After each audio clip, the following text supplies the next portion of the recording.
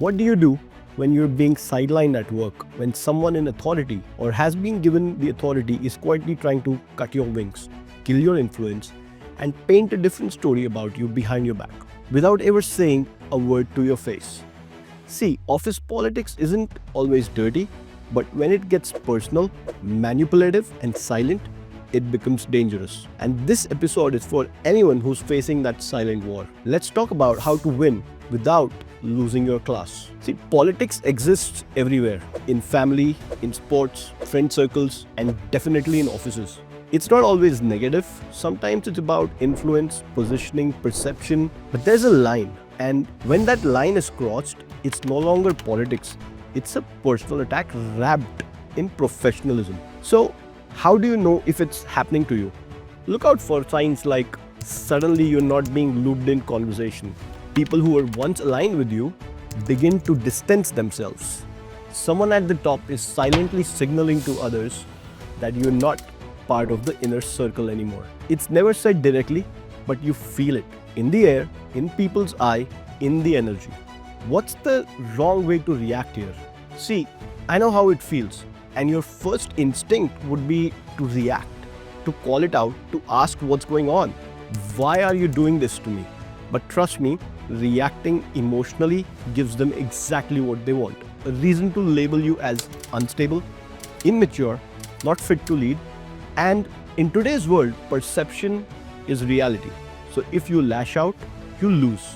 You feed their narrative. You have to understand the power of silence.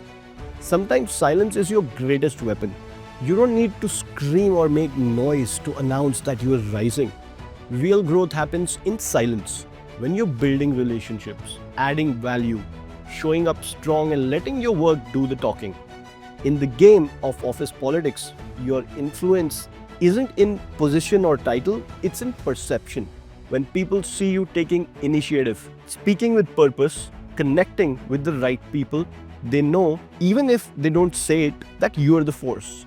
And trust me, the ones who try to isolate you will watch in silence when others start gravitating towards your clarity and energy.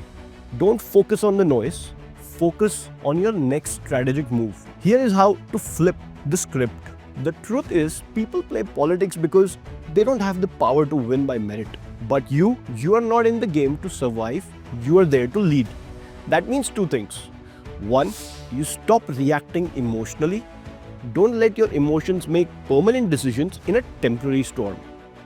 Two, you build power strategically. Start creating alliances across teams. Not just at the top, talk to people, listen, understand what they need, and slowly build your influence one conversation at a time. You don't expose people, you expose value. You don't play dirty, you play smart. And above all, you stay rooted in the mission. Because when the business wins, everyone watching knows exactly who made it happen with class. So next time they try to isolate you, undermine you, label you as the problem, smile. Don't react, build in silence, because when the game is dirty, the cleanest player becomes the biggest threat. They thought they could push you out? Good. That means you're already standing where they want to be. You don't play politics, you play the long game. Business and leadership.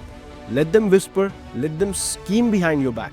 Your work, your leadership, your silence, your strategy, and your look in the eye will be your war cry. Remember this, a snake can hiss, but it can't change your destination. The one who try to bury you forget you're a seed, and seeds don't die. They grow silently, powerfully, and relentlessly. You don't fight dirty, you grow unstoppable. That's the J way. If this lit fire in you, drop a comment. If someone out there needs this, send it to them now. I'll see you next week. Until then, stay sharp, move bold, and never ever fold. Good luck.